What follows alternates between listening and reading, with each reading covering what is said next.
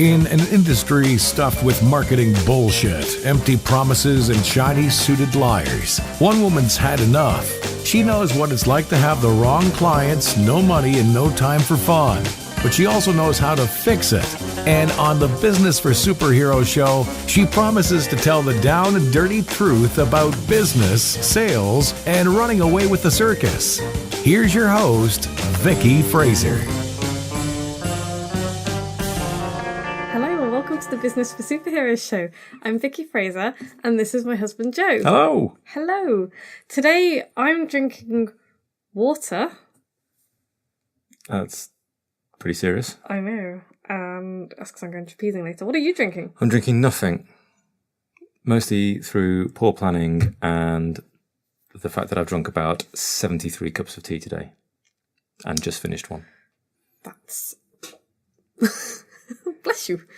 That was whiskey sneezing just behind the camera. So we've finished. Well, no, we haven't finished. We haven't finished the attic floor. I mean, the attic floor is down. It exists.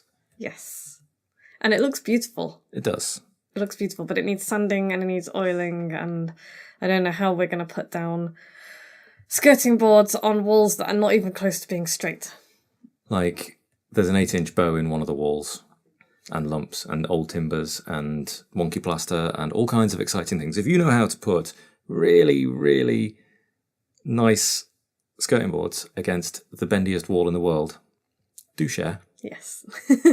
But it is looking beautiful, and we don't mind waiting a while before we put the skirting boards down, although I'd like them to be down before we move into the bedroom. Yeah. But I don't know. We can do that. Yeah. Anyway, so this week we're doing more book-related Q&As. Okay. Yeah, so Joe, would you like to read out some questions? I certainly can. Sarah says, I think in answer to something you said, hello Sarah, what's stopping me writing a book? Fear. Fear of it being crap, no one buying it, rubbish reviews, and probably that it would literally take me years. Yeah, that's a lot of fears. That's a fear. But it's all perfectly reasonable fears. Every author, I think every author is afraid of all of those things, and it's reasonable to be afraid of that kind of thing because, you know, otherwise you're just gonna write a crap book. If you don't care about that stuff, then you're not gonna do well. So I'll kind of address them one by one, I guess.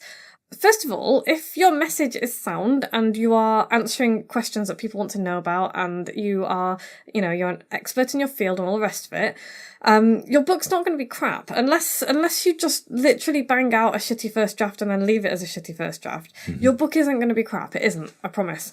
Get yourself a decent course or a book to, teach you what you need to know, practice your writing, and if you can stretch your budget to a professional editor, then, and you really are genuinely worried that you're going to write a crap book, then, invest in a professional editor and they will prevent that from happening. Basically. As for the nobody buying it bit, we are all terrified of that, and it's not just books, it's as soon as you create something and then put it out there, the immediate fear is nobody is going to want this. Everybody hates it. Or everybody hates it, yeah.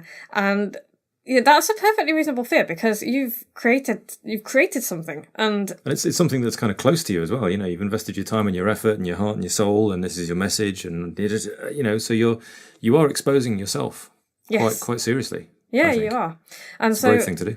Yeah, it's a really brave thing to do, and it's perfectly natural to be afraid that nobody will buy it. And if you just write a book and then go, yay, I've finished, and then do nothing else, then probably nobody will buy it. So finishing your book is really only the start of writing a book, and if you want it to actually sell and work for you, you've got to put the work in. And there's a whole bunch of stuff that you can do while you're writing your book. So much in the same way that I'm doing all of these podcasts and answering your questions, and I'm making videos and I'm doing all sorts of stuff, all while I am writing my book. So my book's not finished yet. And I'm doing that because I want to build up a bit of buzz and interest in people buying my book before it's ready. And so there's all sorts of stuff that you can do. And then once you've actually got it, you need to put it up for sale and market it and use it and take it around and offer it to people. Otherwise nobody will buy it. If you do just get your book published, printed, put in a big cardboard box and posted to you, and then you put it in the cupboard under the stairs. That's not going to get many out there. Yep. And another fear that is perfectly natural is getting rubbish reviews. And again, if you put a really crap book out there, then you might get rubbish reviews if people read it at all. But if your book is good, if it's got a good message and you believe in what you're saying and you're genuinely being helpful and you know valuable, who you're writing it for, you won't get loads of bad reviews. You might get one or two. And honestly, I think that if you don't get any bad reviews, you're not really moving anyone. It's obviously you don't want hundreds and hundreds of bad reviews because that would suggest something is very wrong with your book. But one or two bad reviews, like my mate Dom's got, I think he's on his fourth book now, and most of his reviews are 5-star reviews and they're great. And every now and then somebody will come along and they'll be like, "This book is shit," and they will actually say that. They'll be like, "This book is shit. There's nothing new in it." And he always puts them up as part of his marketing. And there's one particular woman who's bought both of his books and reviewed them both as being shit. And that's not quite the sequence, is it? She bought the first one, hated it, wrote a really shit review. Several months later, bought the second one. Hated that as well. I have my suspicions about this woman. I think that she is a dog trainer in her own right. Yes. And that this is her method of dragging people down who are doing better than her. And we'll come back to that shortly. So yeah, you might, if you put your book out there and you get enough people buy it, yeah, you're going to get a couple of bad reviews. And you know what? Your brain will want to focus on them because our brains are wired to focus on the negative because that's what has kept us alive. In evolutionarily speaking. So you need to remind yourself, if you get a negative review, you need to go and read all of the positive reviews. Because unless something has gone horribly wrong, there's going to be like a ratio of one negative review to like a bazillion positive ones. Sure. So you need to keep that in mind. And your final fear is that it would literally take you years. Well, you know what? It might do, and that's not necessarily a terrible thing. I don't think it will take you years. I think once you sit down and plan your time properly, and we'll come back to that because I know you've asked another question about that in a moment. But it won't. If you've got a system and a process for writing your book, it's not going to take years. I wrote my book in 90 days and I can already hear you rolling your eyes and saying, well, you're a writer, it's easy for you. I was like, well, yeah, but I've also got a business to run and a life to live and all of the rest of it. House to renovate. And so when I wrote my first book, yes, I did it in 90 days, but I sat and I cleared the space and I made space in my life to do it. I didn't just assume that I didn't just think I'm going to write a book and then carry on as usual. And it was a business decision, wasn't it? It's not like a hobby or a pastime or a waste of time. It was a business decision. Yes. So it should be treated like it's part of your business. Absolutely. And that's a really good point. And, I'm not talking about writing fiction here, although actually the same principle stands. If you want to make a career out of being a fiction writer, you can't play at it. You have to create the space to do it. I can't remember who it was now, but I think it was, who's the famous lawyer author? Grisham? I think John Grisham wrote his first novel on the train on his way to work for a year. So, and he made a very specific decision that, I want to write a book and I would like this to be my career.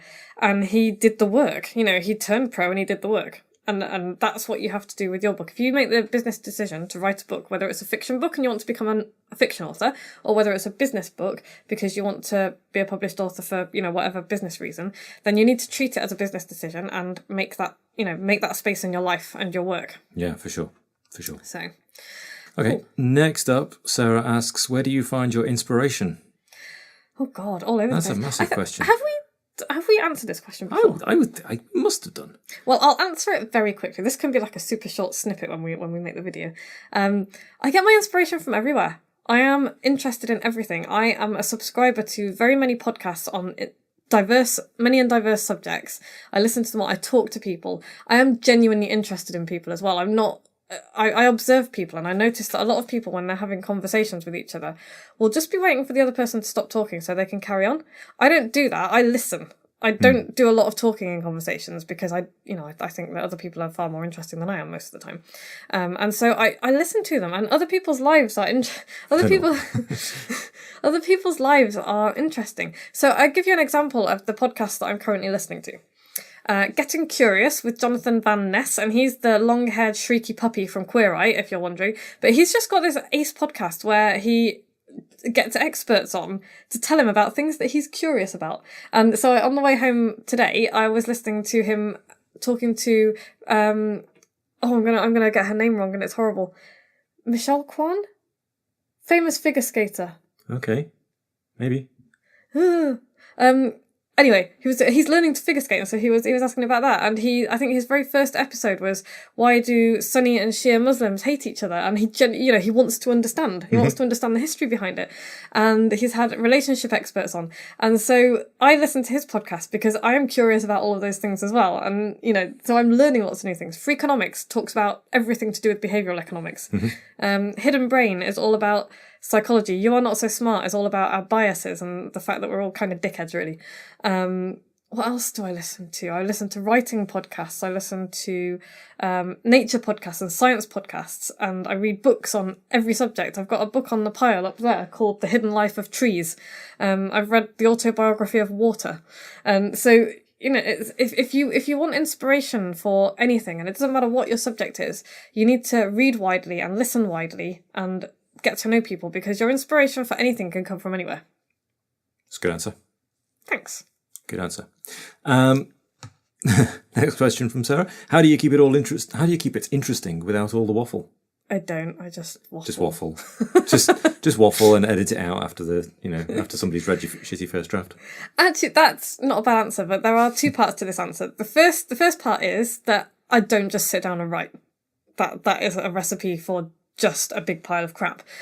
So I outline. I outline really carefully. I decide what my big idea is, and then I decide what I'm going to talk about, and then I decide what I'm going to talk about within each of those areas.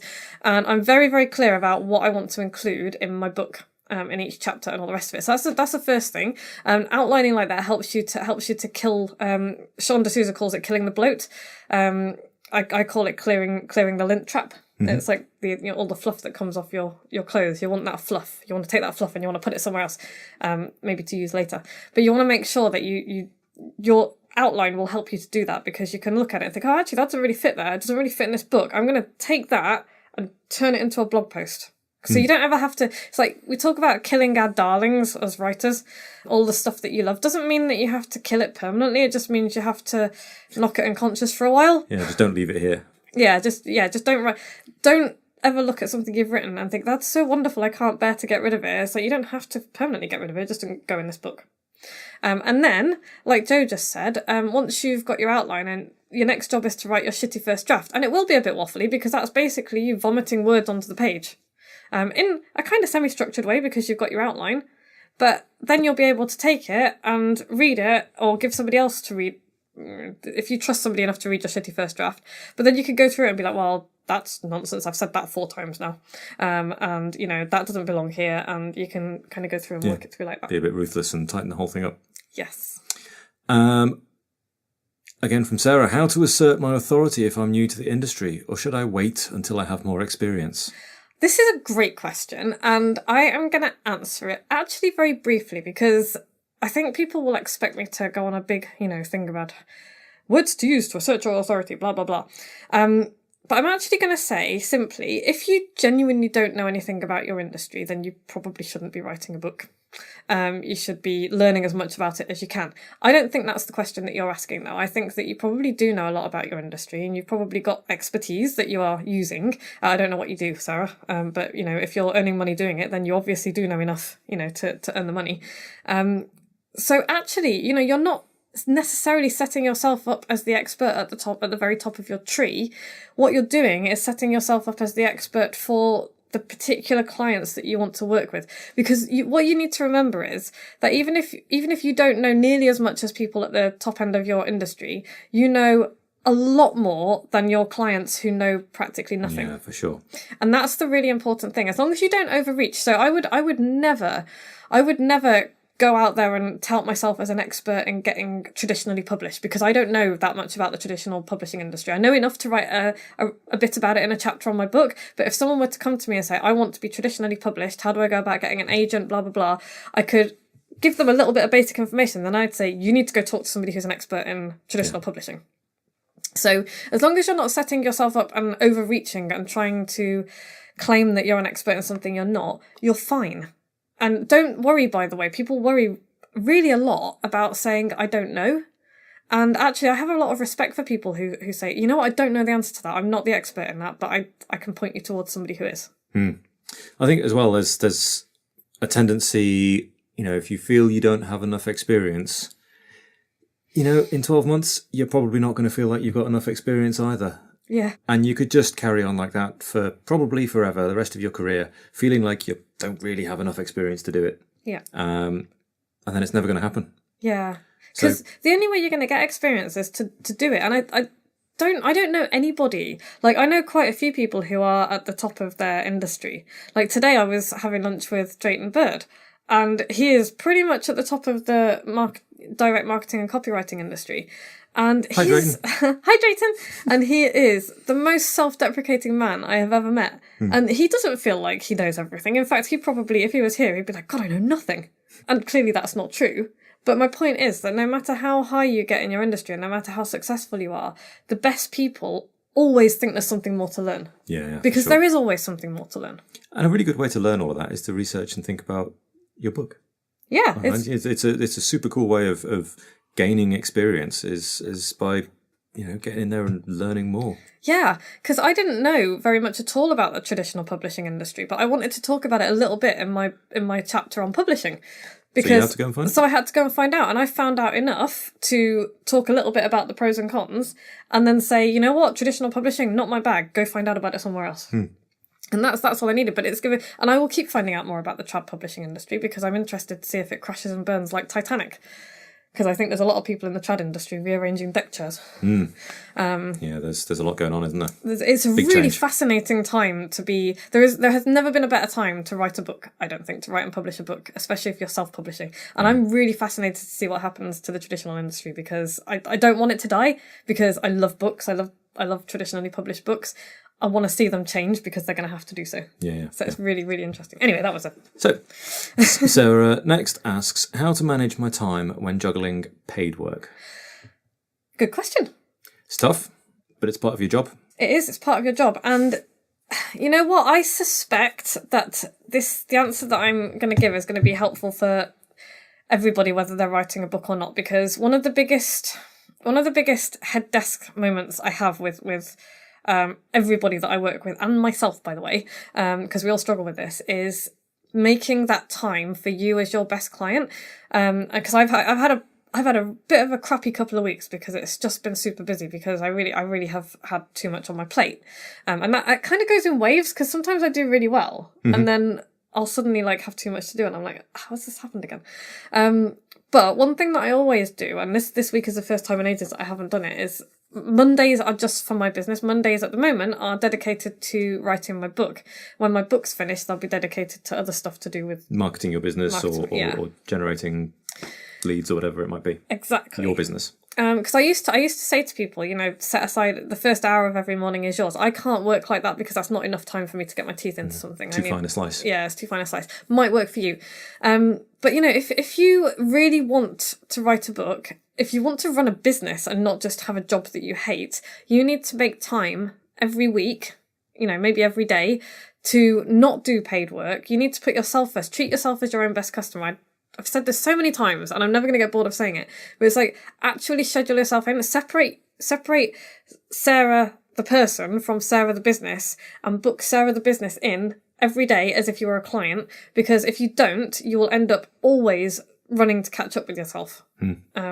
So I don't think of myself now as, when I book my work in, I'm not like, oh, Vicky work. I've actually called my book Operation Dinosaur for a whole load of really dull reasons that you had to be there for.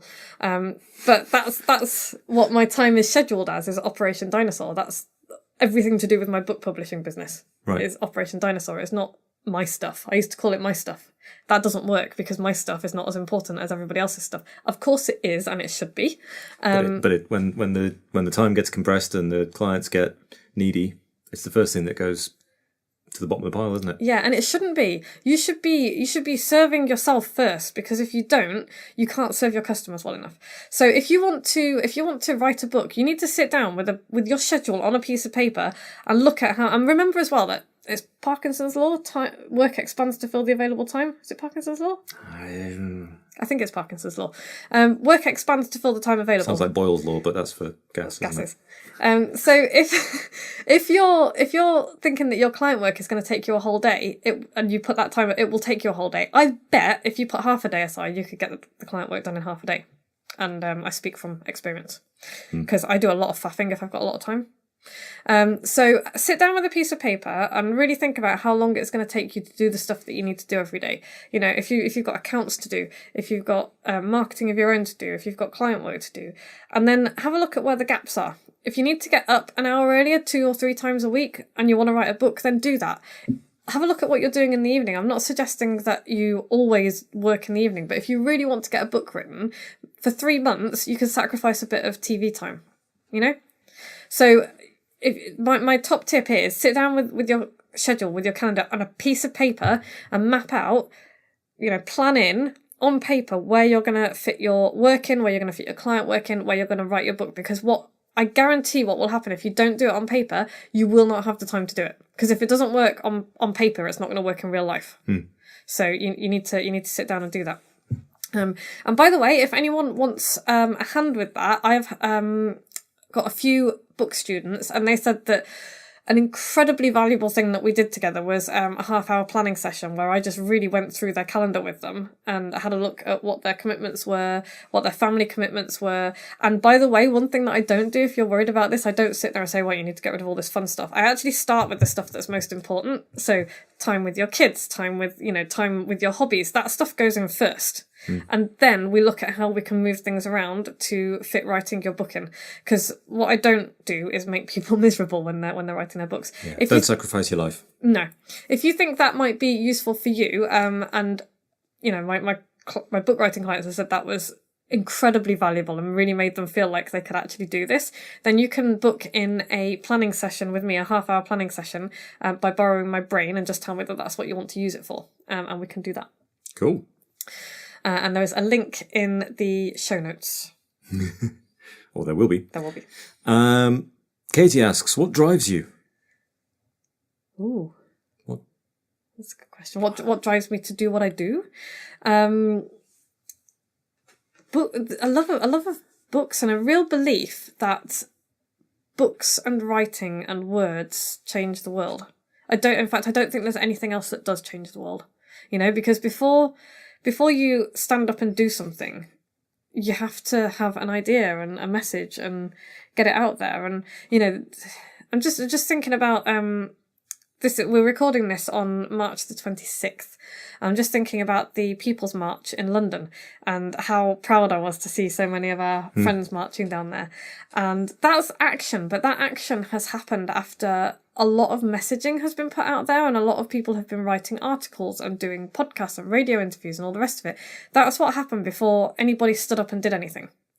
And books are no different. If you look at books have changed the world. Oh yeah. Books have changed lives, and you know they're a way of, it's like time travel. It's the closest thing to time travel, I think, because I write something down here, and then somebody can read it a year later, or 3 years later, or 20 years later, and it's like an insight into someone's world, and a way to get a message across time and space that otherwise you might not be able to do. And I know we've got the internet and all the rest of it now, but books are tangible things, and I just really believe in the power of books.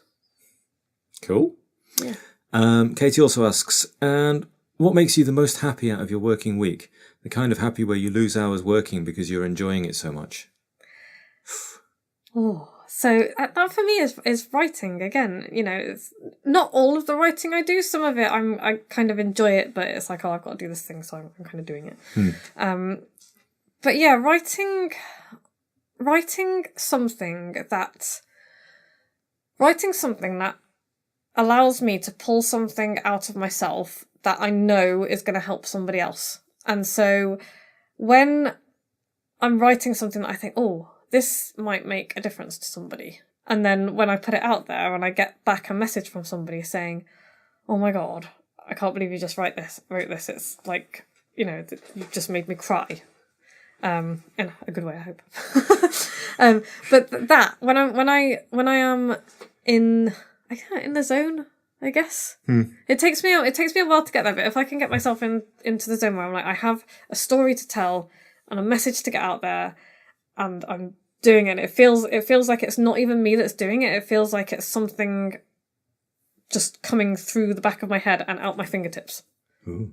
That's when I'm happiest. Cool. Yeah. Katie also asks, is it the journey you go on with your clients or the end result when someone, or multiple people hopefully, hit the buy button that you enjoy most? Oh, it's definitely the journey with my clients. I mean, don't get me wrong, I love it when people hit the buy button. That's so cool. It's really good fun.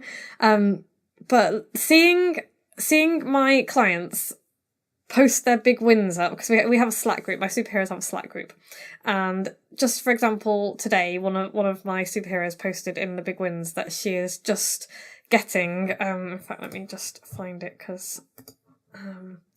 So, yeah, I'm getting some lush feedback from clients at the moment. Pure gold for marketing. I'm going to interview a couple of clients too for my book. That kind of thing is brilliant. I love hearing that my clients are making a real difference in somebody's life. Yeah, we've had. Well, you've had really nice feedback. I remember you had some just before Christmas, didn't you? That was just beautiful, and it was like life-changing stuff. And it's like I didn't, life used to look like that, and now life looks like this, and it's brilliant. Yeah, and that kind of stuff is lovely. Yeah, that makes it all worthwhile because, the people hitting the buy button is all very well and good, but that's it pays the bills. It pays the bills. It doesn't feed what matters to me. If that makes sense. So yeah, well, I'd like many, many more people to hit the buy button. That's not really why I'm doing it. I'm doing it because I want. Yeah, it's when people can come back and say, oh, I did this thing. I tried this thing that you suggested, and it worked. And and I've got these results, and now I can go and do this. Or when people have said, you know what, I tried this thing and it didn't work and I felt like giving up, but then I read something that you wrote and I was like, I'm going to try something different, or try it this way, or try it again. And it is working now, and I feel like it's going to work at some point. Or when people say something like, you know what, I haven't had any results yet, but now I believe in myself and I think that I can. And so that's what really makes it all worthwhile. Yeah, cool. I think that's probably about time. It probably is. Yeah. Probably is. Yeah. So there's a bunch of questions there. Next week we'll be back with I think there's only like 3 or 4 more questions actually. So if you have any more questions about writing books and we haven't answered them yet, then please email them in because we will absolutely answer them. Mm-hmm. Yeah, if you're thinking of writing a book, do it. I'm hoping that we've answered enough questions now to convince you that it's A, a good idea, and B, that it is possible. You should write a book, people. Write a book. Write a book. And coming up next week, we're going to be talking about how long your non-fiction book should be. Because that's a question I get answered every now and then, asked every now and then. Okay. So we'll be doing that. So if you have listened to every episode of the Business for Superheroes show, please email me with your postal address and I will send you a little special gift. Awesome. Yeah. And you can display your special gift with pride and look out for other Business for Superhero fans and come up with some kind of, I don't know, signal or something. Don't do that. Do that. I would love it if you did that. And you can, if you enjoyed this podcast, please go and subscribe and rate and review us. 5 stars. 5 stars. And leave us a lovely review and we'll love you forever. And we will be back same time next week. Bye. Bye. Like what you've just heard? Tell your colleagues, tell your friends, send them to www.businessforsuperheroes.com/podcast.